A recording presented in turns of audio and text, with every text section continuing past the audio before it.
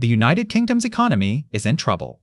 There is no simple way to put it. As we stand in the middle of 2025, the country is navigating a treacherous economic landscape, one defined by a mountain of debt, stubbornly high borrowing costs, and a sense of stagnation that is beginning to feel permanent. The warning lights are flashing red, not just in one part of the economy, but across the board, from the government's own finances to the job prospects of ordinary people. To understand the scale of the challenge, we first need to look at the government's own credit card bill, because it is reaching a truly alarming size. Let's start with the hard numbers, the kind that keep finance ministers awake at night.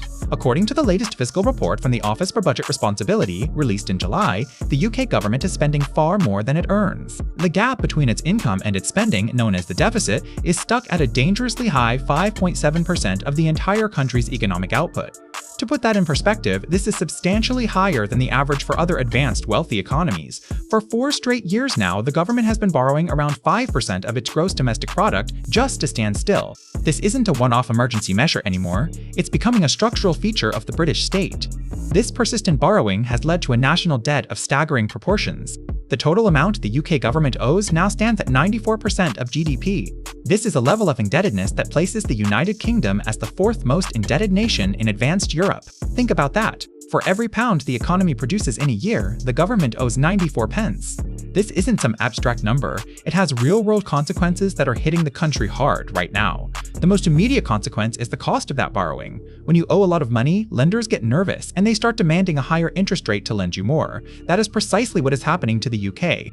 The interest rate the government pays to borrow money for 10 years, a key benchmark for the country's financial health, stood at a painful 4.5% at the end of June. This rate, known as the 10-year government bond yield, is the 3rd highest among all advanced economies. This means that British taxpayers are having to pay more to service the national debt than taxpayers in almost any other comparable country.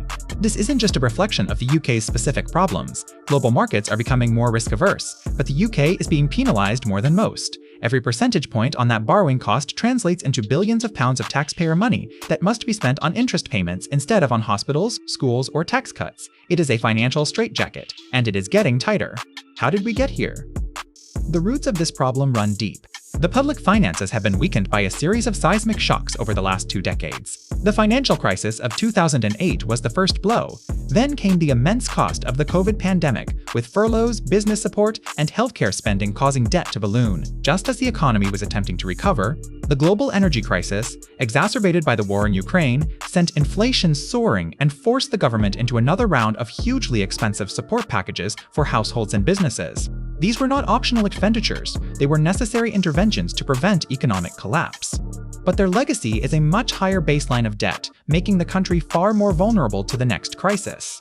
And as we're about to see, the next wave of pressures is already on the horizon, and these are not temporary shocks, but permanent, structural changes that threaten to make the fiscal situation even worse. The debt mountain built by past crises is now meeting a new wall of unavoidable spending demands. These are not future, far-off problems. They are biting now and are set to intensify. First, there is the simple, unstoppable force of demography. The British population is getting older. This means a greater demand for state pensions and, crucially, for healthcare. An aging population naturally requires more medical care, putting ever-increasing pressure on the National Health Service. The cost of healthcare is already rising faster than inflation, and this demographic trend guarantees that the NHS will require a larger and larger share of national income each year just to maintain its current level of service. Politically, significant cuts to healthcare are unthinkable for any mainstream party, meaning the money must be found. At the same time, the world has become a more dangerous place.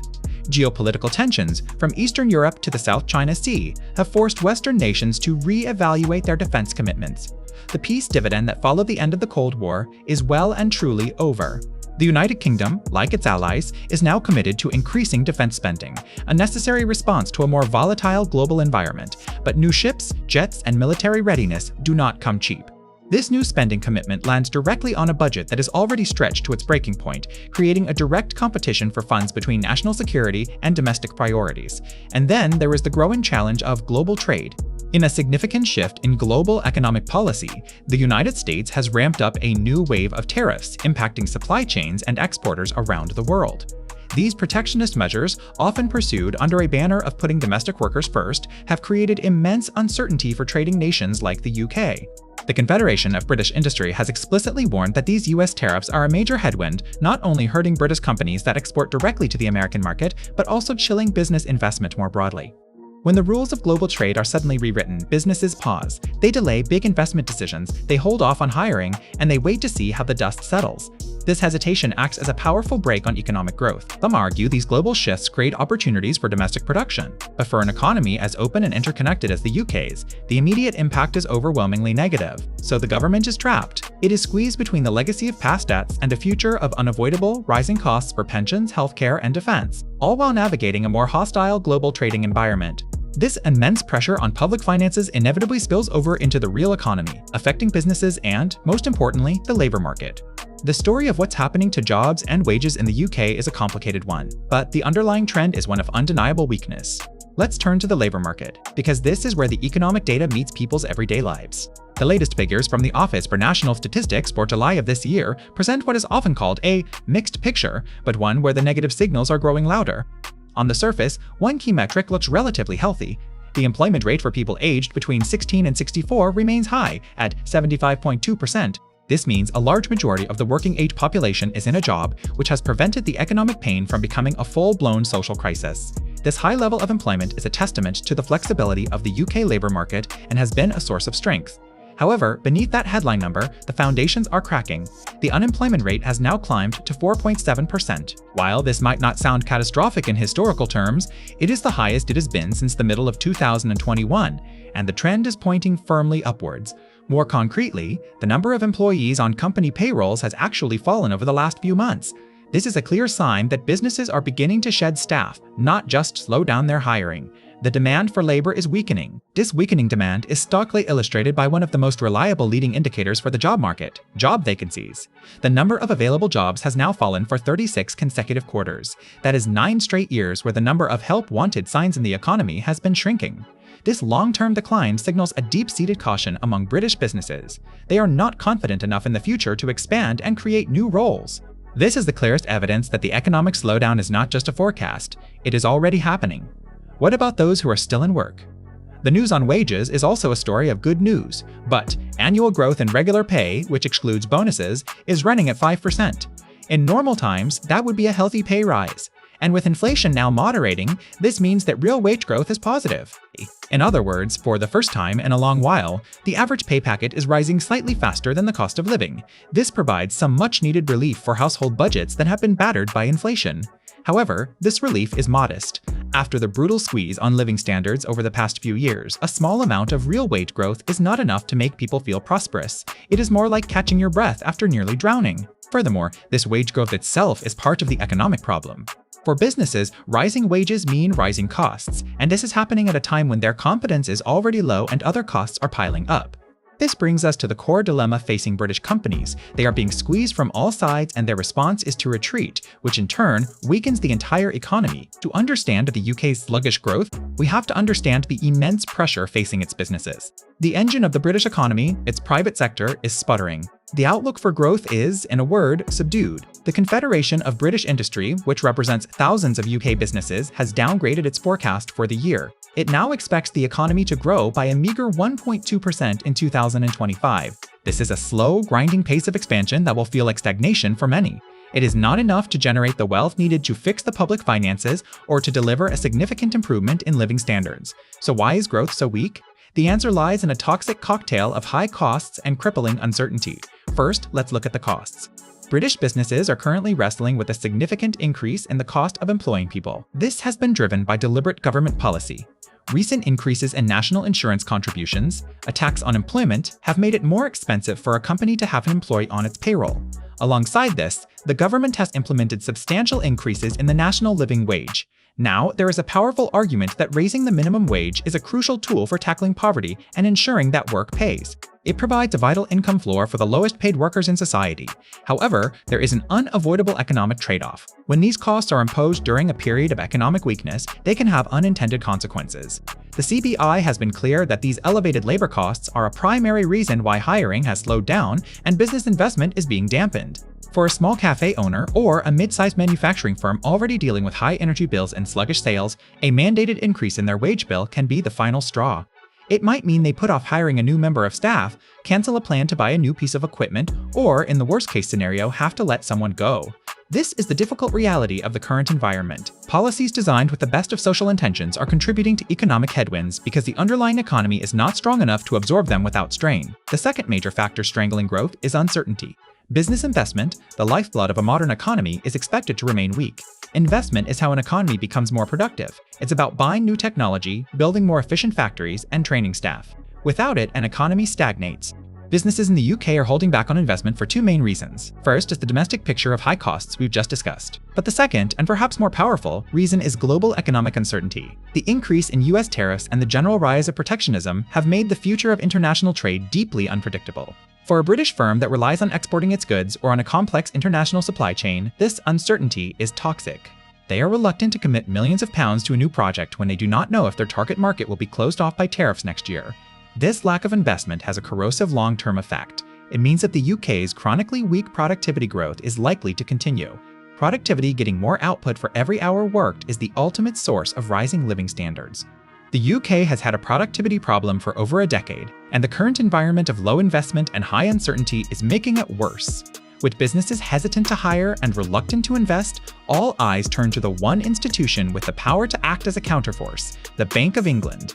But the bank finds itself walking the most delicate of tightropes, with its ability to help severely constrained. In times of economic trouble, people traditionally look to the central bank for a rescue. The Bank of England's primary tool is the interest rate. By cutting rates, it can make borrowing cheaper for businesses and households, stimulating spending and investment, and giving the economy a much-needed boost. However, the bank's hands are tied by its number one mandate, controlling inflation. And here lies the central dilemma of UK economic policy in 2025. Inflation remains stubbornly above 3%. While this is a significant improvement from the double-digit peaks seen during the energy crisis, it is still a full percentage point above the Bank of England's official 2% target. This inflation is being driven by persistent pressures in areas like energy prices and other regulated prices. As long as inflation remains above target, the bank has to be extremely cautious. Its credibility rests on its ability to bring inflation back down to 2% and keep it there. If it cuts interest rates too quickly or too aggressively, it risks allowing inflation to become embedded in the economy, which would be an even bigger disaster in the long run. So the Bank of England is forced into a difficult balancing act. It can see the economy weakening, unemployment rising, and growth stagnating. Its instinct would be to provide support, but it also sees inflation that is still too high. The result is a policy of extreme caution. The forecast is that the bank will begin to gradually reduce interest rates, but the pace will be glacial. The expectation is that the base rate will only fall to around 3.5% by the beginning of 2026. What does this mean in practical terms? It means that monetary policy will remain restrictive for the foreseeable future. Interest rates will still be at a level that acts as a brake on the economy, not an accelerator. For households, it means that mortgage rates, while they may ease slightly, will remain painfully high compared to the ultra-low rates of the past decade. For businesses, the cost of borrowing to invest will remain elevated. The medicine being used to cure the disease of inflation will continue to cause the patient, the UK economy, to feel weak and sluggish. The bank cannot ride to the rescue with a dramatic stimulus. It is locked into a slow, grinding fight against inflation, even as the economy around it slows down. This leaves the United Kingdom in an incredibly difficult position. The government is fiscally constrained, businesses are cautious, and the central bank is on a tight leash. So what is the path forward? If there are no easy answers, what are the choices that policymakers actually face? The reality is that the country is facing a series of brutal trade-offs, and every potential solution comes with its own significant costs and political poisons. We can think of the challenge as a policy trilemma, a three-way balancing act where achieving one goal makes it harder to achieve the others. The first goal is fiscal sustainability. The government absolutely must get the deficit and the national debt onto a more stable footing. According to the Office for Budget Responsibilities analysis, the current path is not sustainable. Continuing to borrow at this rate will eventually lead to a crisis of confidence in the markets, sending borrowing costs spiraling even higher and forcing truly savage austerity. To avoid this, the government needs to either raise taxes or cut spending. Both options are politically toxic. Raising taxes on working people or businesses could choke off the little economic growth that is left. But cutting spending means making deep, unpopular cuts to public services that are already under immense strain. The second goal is to support economic growth. Everyone in politics agrees that growth is the answer. A faster growing economy would generate more tax revenue, making the debt more manageable, and would create jobs and raise living standards. The disagreement is on how to achieve it. One approach, often favored by pro-business voices, would be to pursue radical deregulation and cut taxes on corporations and investment, hoping to unleash a wave of private sector activity. The risk is that these measures could initially worsen the deficit and might not deliver the promised investment in a climate of global uncertainty. Another approach would be for the government to lead the way with a major program of public investment in key areas like green energy, digital infrastructure, and scientific research. The argument here is that this would boost productivity in the long term and crowd in private investment. The obvious problem is the cost. Where does the government already deep in debt find the money for such a program without raising taxes or borrowing even more? The third and final goal is managing the immense social and political pressures. The government cannot simply ignore the rising demand for healthcare, the need to fund pensions, or the ongoing cost of living pressures on households. These are not abstract economic variables. They are the fabric of society. Failing to fund the NHS adequately or protect pensioners would be politically suicidal. But as we've seen, the cost of meeting these non-negotiable demands is one of the primary drivers of the entire fiscal problem. This is the trap. Every path forward involves a painful choice. Do you risk the wrath of the markets by borrowing more to invest in growth? Do you risk the wrath of the voters by imposing austerity or raising taxes? Do you risk long-term stagnation by allowing low investment and weak productivity to become a permanent feature of the economy? The current political environment, marked by deep polarization and public fatigue, makes forging a consensus around any of these difficult choices almost impossible. In summary, the UK economy in mid-2025 is under severe and compounding pressure. It is burdened by the legacy of past shocks and constrained by a new era of global uncertainty and unavoidable domestic costs. High public debt is driving up borrowing costs, siphoning away money that could be used for public services or growth-enhancing investment. A softening labor market, with rising unemployment and falling vacancies, points to a period of economic weakness ahead. Businesses are trapped between rising labor costs and a deeply uncertain outlook, leading them to hold back on the investment the country desperately needs. And the Bank of England, the traditional economic firefighter, can only act with extreme caution as it continues its battle against inflation. The road ahead for the United Kingdom is not about finding a single, magical solution. It is about navigating a series of difficult and painful trade-offs. The coming years will be defined by a slow, grinding effort to restore stability to the public finances, to find new drivers of growth in a more challenging world, and to do so without undermining the social contract that holds the country together. There is no quick fix. The challenges are deep, structural, and interconnected, and they will shape the political and economic life of the nation for the foreseeable future.